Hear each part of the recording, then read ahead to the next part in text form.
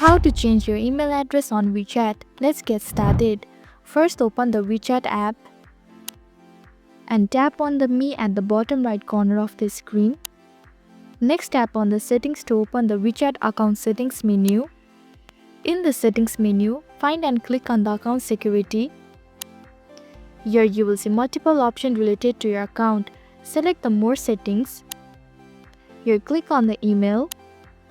On the email management screen, you will see your current link email address. Tap on the On Link option. Moreover, again tap on the email and enter your new email address. After entering your new email, tap OK.